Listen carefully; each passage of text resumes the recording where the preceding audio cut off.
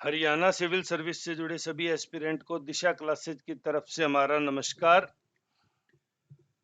तो मैं तो हालांकि खैर आप देख ही रहे हो 3 जुलाई की हियरिंग होगी, आज 5 जुलाई होगी। मैं इस पे वीडियो नहीं बनाना चाह रहा था। मेरी इच्छा थी कि ठीक है, सबके पास इंफॉर्मेशन तो लगभग पहुंच ही गई थी, तो फिर क्यों छोटी सी बात का ज्यादा बतंगड़ बनाया जाए। लेकिन जो हमारे व्हाट्सएप ग्रुप से जुड़े हुए हैं और जो नए जुड़ रहे हैं, उन सभी बच्चों के लगातार जो कमेंट है, मैं तो रिप्लाई भी बहुत कम के किए, स्पेशली जिन्होंने मुझसे केस के रेफरेंस में पूछा। हालांकि अंकुर जी ने मुझे बताया इस मामले में, जब उनकी केस में हियरिंग हुई उन्होंने सारी बात। लेकिन ठीक है, वो एक सामान्य प्रक्रिया, वो लगभग विन विन सिचुएशन है। लेकिन जो बच्चे चाह रहे थे क्या वो हो पाएगा, ये सारी बातें थी। तो मुझे लगा, मुझे पता नहीं इसमें आपको कुछ कहना भी चाहिए या नहीं। फिर भी मेरा सबसे पहला अनुरोध है मेंस एग्जाम की तैयारी करने वाले कि जिन लोगों का मेंस एग्जाम में सिलेक्शन हो गया है, वो आप मुख्य परीक्षा की तैयारी जारी रखें।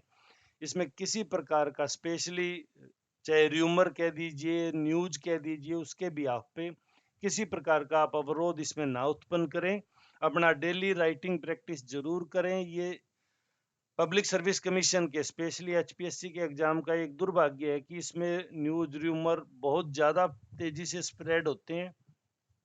हालांकि जब आप, मेरे कहने पे, आरपीएससी के एग्जाम में भी जो बच्चे जा रहे हैं वो देखेंगे, वहाँ एक स्पेशल आंदोलन होगा परीक्षा की तिथि बढ़ाने का, ये वो सारा कुछ चलेगा। इस चीज से पब्लिक सर्विस कमीशन को, सरकार को, दोनों को फायदा होता है। फायदा कैसे होता है कि बड़ा यूथ है वो एग्जाम के नाम से उलझा रहता है कि कम से कम हम परीक्षा दे तो रहे हैं, हम तैयारी तो कर रहे हैं, और उनका बड़ा समय वेस्ट होता है।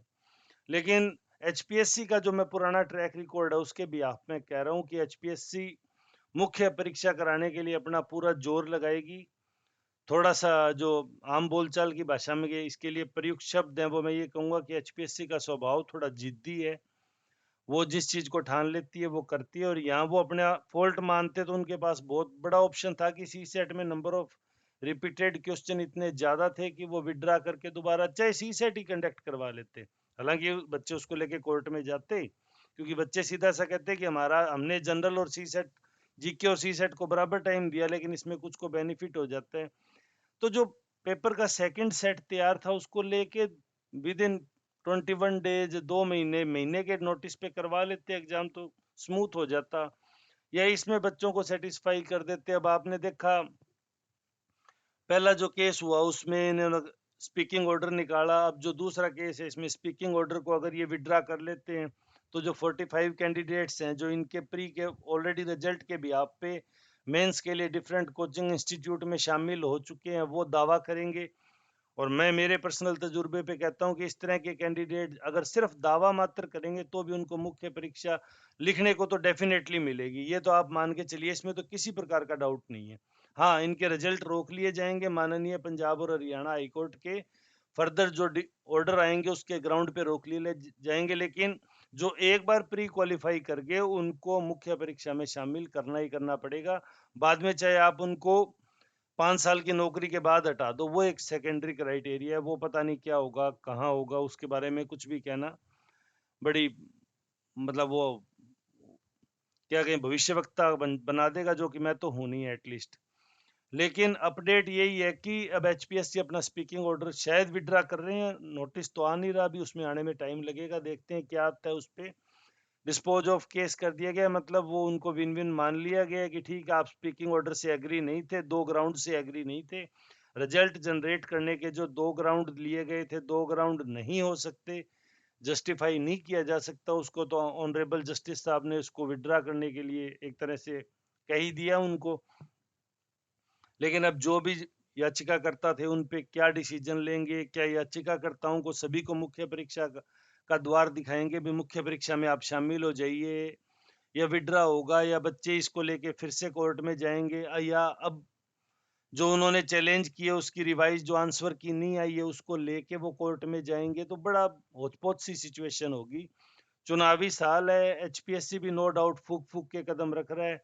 उसको पता है कि कोई भी छोटी सी गलती भी है वो सरकार को कटघरे में खड़ा कर देगी। जैसे सीईटी को लेके आप देखते हैं, माननीय मुख्यमंत्री जी लगभग रोज प्रेस कॉन्फ्रेंस में 4 गुना लेंगे सॉरी, इसको लेके बार बार उनको मीडिया बाइट भी देनी पड़ रही है।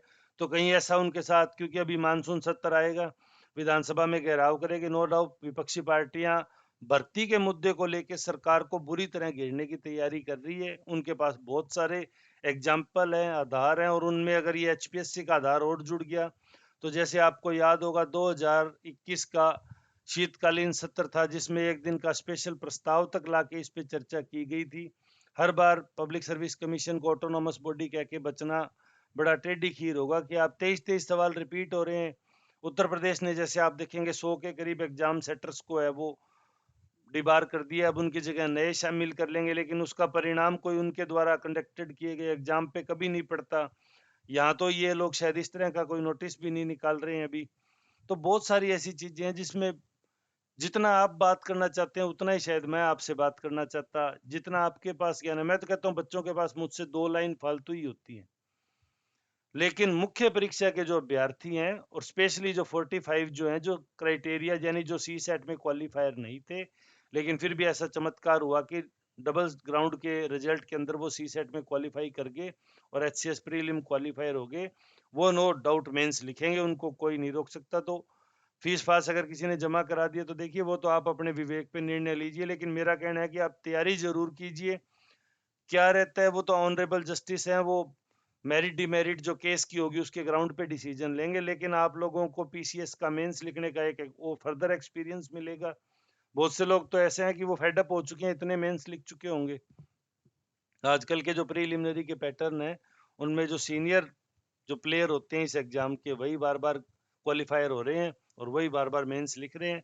लेकिन आप अपने राइटिंग स्किल को और हरियाणा पब्लिक सर्विस कमीशन के पुराने पेपर को देखिए। अब आप कितनी बड़ी विडंबना है कि एचसीएस 2021 के जो मेंस के एग्जाम है वो पेपर हैं वो अभी भी वेबसाइट पे नहीं है, आपको वेबसाइट से इससे पिछली रिक्रूटमेंट के पेपर मिल रहे हैं।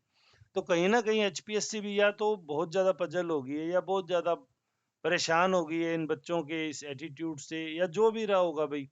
हम ना तो उनको सही कह सकते ना इनको सही कह सकते, लेकिन हम ये कह सकते हैं कि आप एटलीस्ट ऐसा कुछ कीजिए जिससे बच्चों को रिलीफ मिले और सभी के साथ जस्टिस होता हुआ प्रतीत हो प्रतीत भी ना हो, सिर्फ हो। अपडेशन के नाम पे सभी जो उसका वेट कर रहे हैं, अब इतने ज्यादा मैसेज आने लगे मेरे पास व्हाट्सएप ग्रुप पे, मैं कॉल अटेंड ही नहीं कर रहा। बच्चे कह रहे हैं कि सर जो प्री में जिस बुक से पेपर आए हैं, शुभम जी हैं वो मुझे बार बार कह रहे हैं कि आप वो बताओ। मैं कह रहा हूँ क्रॉनिकल ज्योग्राफी में से आए हैं सवाल, मैं उनको अब वो पेज नंबर बताने शुरू करूं, इधर आरएस का भी आ गया। तो काफी मेरे भी होचपोच हो रखी है रिप्लाई करने में। तो अगर किसी को रिप्लाई ना कर पाऊं तो प्लीज बुरा ना माने, लेकिन ये अब सारा ही बिल्कुल अनसर्टेनिटी की सिचुएशन में चला गया। कैंडिडेट बिल्कुल विन विन में है। एचपीएससी को अगर अपना स्पीकिंग ऑर्डर भी विड्रा करना पड़ रहा है तो नो डाउट ये उसकी हार है। उनको क्या जरूरत थी इस तरह के स्पीकिंग ऑर्डर के ग्राउंड पे उनको रिजल्ट जारी करने की। और जब आप इतने इतने पैसे लेके चैलेंज लेते हो सवालों के तो रिवाइज आंसर की जारी करो। अगर किसी कैंडिडेट का पैसे देने के बाद क्वेश्चन का आंसर चेंज होता है तो उसके पैसे रिफंड करो। बात 200-500 रुपए की नहीं है। जो बच्चा तैयारी करता है वो नो डाउट अपने घर से लाख रुपए 2 लाख रुपए का पूरा खर्चा लेके निकलता है तब वो इस तैयारी में उतरता है, लेकिन बात 200-500 की बजाय बच्चे की मेहनत की है जिसने आपको रियलाइज कराया कि उसका सवाब का आंसर गलत था और राइट आंसर इज दिस। तो एटलीस्ट उसको इसका रिवार्ड मिलना चाहिए, कम से कम उसके द्वारा वसूले गए पैसे तो उसको वापस मिलने चाहिए। अंकुर जी भी मुझे कह रहे थे बच्चे काफी आपस में बहसबाजी कर रहे हैं, बहसबाजी से बचिए, नकारात्मक होने से बचिए। इस एग्जाम की सबसे बड़ी ताकत है आप जितने कम नकारात्मक होंगे उतना बेटर परफॉर्म करेंगे। ये बातें मैं आपको कह सकता हूँ क्योंकि मुझे इसका लंबे समय से तजुर्बा है। फिर भी मेरे से आप सहमत नहीं हो तो भी आपके स्टेटमेंट का स्वागत है। कमेंट सेक्शन में आप लिख सकते हो। अगर मुझसे कुछ पूछना चाहें प्लीज, मैं कॉल और मैसेज का रिप्लाई अगर अभी कुछ दिन नहीं दे पा रहा क्योंकि आरएस के लिए भी मुझे काफी कुछ देखना पड़ रहा है। तो आरएस का फॉर्म भरने में अगर किसी को दिक्कत है तो मुझे मैसेज कर लें, मैं उनको जरूर हेल्प कर दूंगा। वीडियो में अंत तक जुड़े रहने के लिए धन्यवाद। आपका दिन शुभ हो।